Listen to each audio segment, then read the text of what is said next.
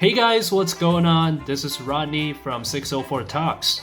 So, we are in October, in the fall season, aka the spooky season. But something that probably not everyone knows about is that the month of October is also the Latin American Heritage Month in Canada. Which is why, in addition to el Día de los Muertos, aka the Hispanic holiday, the Day of the Dead, there are tons of events celebrating Latin American heritage in Canada in October. Here in Vancouver, BC, the events are hosted by the local organization Latinx. Most of the events will take place on Granville Island. In this video, I hit up the event El Día de los Muertos at Granville Island. In addition to chatting with my fellow Latin friends at the festival, I will also get their opinions on the Latinx movement. Latinx Movement is a movement originated from the Hispanic community in the US that aims to replace the A and O ending in the Spanish language that traditionally indicates the gender of the subject, to include Hispanic people who self-identify as gender fluid. Without further ado, let's go to Granville Island. So I'm here with Gustavo. Julia. All right, cool. So they're just gonna explain a little bit about the exhibitions here at for El Día de los Muertos. So the entire month of October is Latin American Heritage Month in British Columbia. So one of our many events will be this art exhibition from different artists from Mexico and El Salvador who now reside in Vancouver. And the theme of the month is Latin American and Indigenous perspectives of nature and Indigeneity life. So some of our most popular paintings, for example, this one, which is a lovely take by the artist, who of feminine energy and masculine energy. You can see the sun here, and the male figure with feathers like an eagle represents the maternal life, the man energy, and here we have a snake, feminine energy, just like the moon changes its phases around the month. The snake also sheds its skin and rebirths. This is the symbol of rebirth and continuation of the universe. That's why we have a circular motion here, the spiral. This is the flower of life. And the personal meaning behind this painting is really interesting. So we got the artist to come here. She was hidden like a normal visitor. We were explaining it to her, and she really liked our take on it. And she told us about what's the story behind it. So she lost her husband 10 years ago, and she wanted to represent her healing process through this painting. She is this young lady that is open for a new relationship, open for love again, and that's why we find a hummingbird here. This man is not a specific person, but is a concept, an idea, and the hummingbird represents from the aspect of love. So that's why it's here. And on the side here, we have the awakening. The awakening is this painting that depicts this beautiful Mayan princess. So a shift of style. Before we had Aztec, now Mayan. And she is in a prayer position. She's connecting to the universe, awakening to the universe. As you see, and again, the spirals are in rebirth, continuation, cyclical time. Is really a thing you find in Colombian, the pre-Columbian mindset, but really ancient mindsets are cyclical instead of linear timelines like how we find nowadays. Well, here you see the snakes again, male and female, sun and the moon. Feminine energy, menstrual blood. Here the lights encompass her, and white, as you can see here, is wisdom. So she achieved wisdom by connecting to the universe and being enlightened. Unfortunately, we didn't get the explanation for this one that just arrived yesterday. The same colors, the turquoise, very vibrant snake. We have the yellow, which represents not only gold but corn in its cultures, and of course, light of the universe. And a fun, interesting fact about all of these paintings is that, as we can see the tequila here, they're all made with tequila.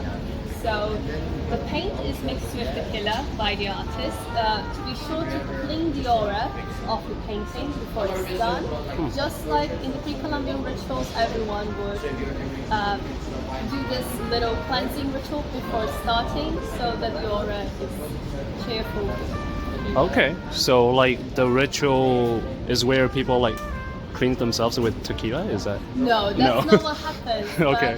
The idea is the idea of cleaning yourself, and you would do offerings, you would use incense. So in the altar right there, they would put incense up to get rid of bad energies. So Okay. this is the same idea behind it, just to use it in the paint to represent the same process. Okay. So, So here we have the altar for Día de los Muertos. They are really, this is a really pre-Hispanic tradition that is all about celebrating death and life together. So people will take this food offerings, candles, they'll light up with pictures of their loved ones, deceased loved ones. And on the day of the death, they'll have dancing, celebration, they'll eat together. They'll even have the sugar skulls, they're all made of sugar. We'll be selling them the 30th and the 31st as well. okay. And here we have the place for incense, which is cleaning into the aura, just like tequila cleans the and well, it's just very colorful. It's a different take in death and life. If you see, most funerals are a really bleak occasion, and for them, really, it's a celebration. And as it mixed in with the Catholic culture, the Catholic traditions, it's created a syncretic idea of life. And so you have many small cities, even the city of Mexico, you'll find altars for Virgin Mary, but you also find altars like this for that dates way back to many centuries ago. Is this like the same like commemoration event as being portrayed in the movie Coco? Yes, Okay. That's right. Yeah. We usually use Coco as a good way to get people introduced to this altar because they show it in a very pretty way, the tradition. I like how it's a very colorful movie, it's very cheerful, and the dad relatives, they're the ones that are the spiritual guides to the young boy. So this really transcends the mortal world, so everybody comes together, the living and the dead, and they all sing together and dance together. All right, now so Julia and Gustavo will be sharing their opinions on the whole Latinx movement, like which one they prefer, like Latinx or Latino y Latina. So what do you think? I've been very happy to see like a growth in the movement in Latin America because really Portuguese and Spanish are really gender binary languages, so it's nice to see us discussing gender in an open way and how it affects language. Language is really one of the main components of culture. So if we're discussing language, we're definitely discussing cultural expressions. I think like at first thought you can definitely say that it may be strange to use X's in some words and maybe like different sounds, but language is anything changes all the time, evolves. So I'm pretty sure we can get used to new sounds. I particularly like, I think, the U's better and the E's. They're easier to pronounce. We don't really say X's in Portuguese. I don't know about Spanish. How do you think they sound? So the Latinx movement, I think it's born out of this, as you said, desire to make a language, a very binary language from Spanish and Portuguese into more gender inclusive languages. And the politics behind it, I think, is quite fine and admirable. It's just a very, the practice of it, of writing the Latinx, is just very, It's I guess, unusual. harsh. Yeah. It's unusual. I don't think it sounds good, and I think that's just my only issue. I would prefer the alternative, at least for Spanish, of adding E's maybe. Yeah, I think they're more Like it sounds more replace R and O with Yeah, to E. replace the Yeah, O. Okay. Like vowels are the sounds that we mostly use. So I think like using vowels maybe would be a great option for us. Yeah, so Okay. Latines would be maybe fine. Latinos, Yeah. Latinos. Yeah. Maybe I guess Okay. I for that word I just prefer Latin. I think it sounds Yeah, more Latin. interesting. But for todos or todas, it'd be better to say todes. Todes.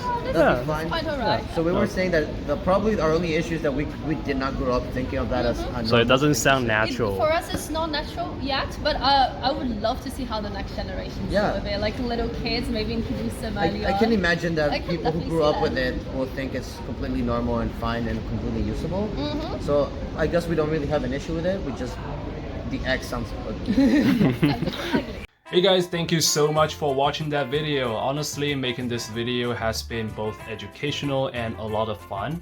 I've always loved the Latin American culture just because I think it's a very colorful and fun culture. And also I think we're in 2021 where we all strive to understand each other better, and it's kind of like the era of cultural representation. So I would like to wrap this up by recommending 2 TV series. One is Reservation Dogs. It's about the Cherokee Indigenous community in Oklahoma in the US. And also another one is called Undocumented. Living Undocumented. Living Undocumented is streaming on Netflix. Reservation Dogs is on Hulu. So I think they did a good job, telling the Latin American stories and Indigenous representation. So I would, and I enjoy both of these series, and I would definitely recommend them. So yeah, that's about it. Thanks again for watching my video. Muchas gracias. Muito obrigado. Until next time. Hasta luego. Ciao.